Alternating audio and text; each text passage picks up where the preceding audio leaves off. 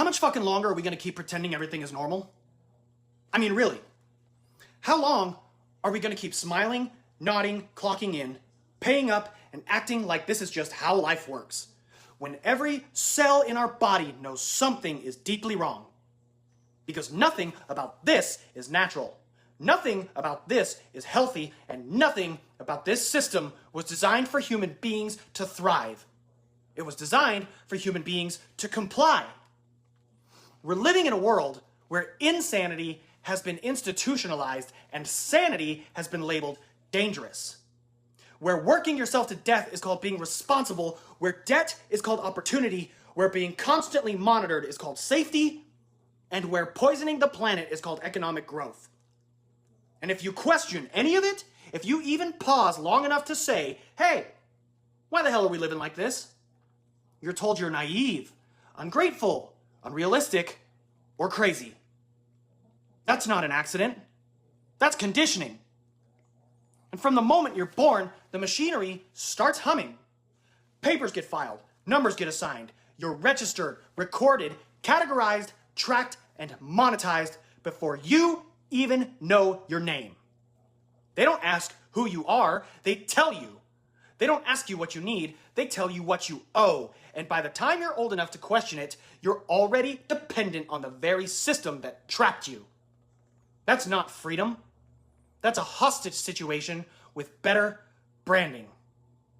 And oh, how they love their symbols. Humans in costumes standing behind podiums wearing robes, uniforms, flags, seals, crowns, and titles. The cross, the star, the obelisk, the eye, the serpent, same recycled imagery, empire after empire, religion after religion, system after system. Why? Because symbols bypass reason and go straight to belief. They create legitimacy without substance. A crown makes a man a king. A robe makes a man a judge. A logo makes a corporation a person. A signature turns theft into law. None of it is real in the way a heartbeat is real, but it works if you believe in it.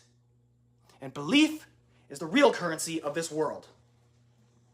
Let's talk about money, because that is the altar everyone kneels at, whether they admit it or not.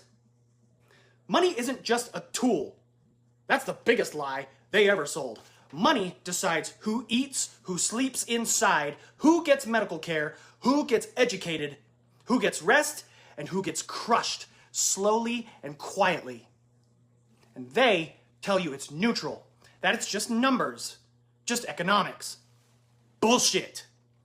Money is a permission slip for survival. It's the system's way of deciding who deserves to live comfortably and who gets to struggle. We're told scarcity is natural, that there's not enough to go around. Another lie. The planet produces abundance. I don't see any of the animals starving to death. They all get to eat because the ecosystem runs on autopilot without exchanging a dime. Industrial farming is a fucking scam that drove most of us into cities, so we would have to depend on a corporate feeding tube that runs from farm to truck to store, then finally to your table, if you can afford it. The scarcity is engineered, artificial, carefully maintained, because a population fighting over scraps doesn't look up. A population buried in debt doesn't rebel. A population that's exhausted will trade freedom for relief every single time. And the system knows it. And here's the part that really makes people uncomfortable. The system doesn't survive because everyone at the top is some cartoon villain twirling a mustache. It survives because millions of ordinary people keep participating. Not because they're evil, but because they're tired, because they're scared, because they're trying to survive. Evil doesn't need rituals and candles. It needs paperwork, bureaucracy, plausible deniability, and a population trained to say, I don't like it, but what choice do I have? When the curtain slips, when scandals break, when abuse is exposed, when you see how protected certain people really are, the shock isn't that it happened. The shock is how fast the machine closes ranks, how quickly the narrative gets managed, how accountability evaporates. That's when people realize this isn't about a few bad apples. It's about a structure that exists to protect itself no matter who gets hurt underneath it. And then they tell you to trust the system, trust the courts, trust the politicians, trust the next election. That's fucking adorable. The system investigating itself is not justice. It's damage control. Voting between pre-approved options inside a rigged framework is not freedom. It's participation in a ritual. It's theater. It gives you the illusion of choice while nothing fundamental changes. Now this is where people start to panic. Because once you see that, you ask the forbidden question. If this system is corrupt from top to bottom, why do we keep obeying it? Why do we keep treating money like law, authority like truth, and obedience like virtue? Why are we teaching our children that their value is tied to productivity, compliance, and debt? Why are we pretending this is the best humans can do? And let me be very clear. This is not a call to chaos. This is not a call to violence. This is not about hurting people or burning cities. This is about burning illusions. This is about mass non-compliance at the only level that actually matters. Psychological, cultural, and consensual. The system runs on belief, on participation, on people agreeing, consciously or unconsciously, to keep feeding it their labor, their energy, their creativity, and their lives.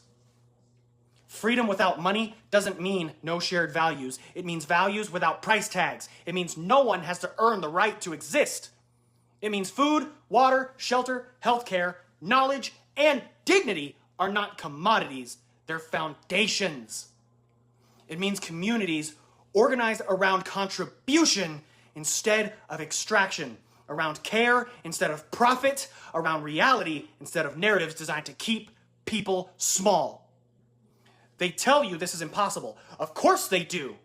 Every system tells you it's inevitable, right up until it collapses. Slavery was inevitable. Monarchies were inevitable. Feudalism was inevitable. Child labor was inevitable.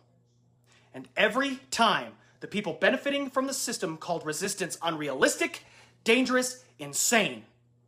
Sound familiar? What they're really afraid of isn't violence, it's clarity. Because clarity leads to refusal, and refusal starves the machine. When enough people stop believing the story, stop worshiping the money, stop confusing authority with legitimacy, the symbols lose their power. The rituals stop working, the gods starve. And something incredible happens. People remember they're human before they're workers, neighbors before consumers, beings before assets. They remember that cooperation doesn't require coercion, that community doesn't require currency, and that freedom doesn't require permission. So yeah, how much fucking longer are we gonna keep pretending everything is normal? Because it's not. It hasn't been for a long time. And the longer we keep acting like it is, the more we betray ourselves, our children, and whatever future we claim to care about. The truth is uncomfortable. Liberation always is. But once you see it, once you really see it, you can't unsee it. And the most dangerous thing you can do in a rigged system isn't violence. It's waking up and refusing to play along.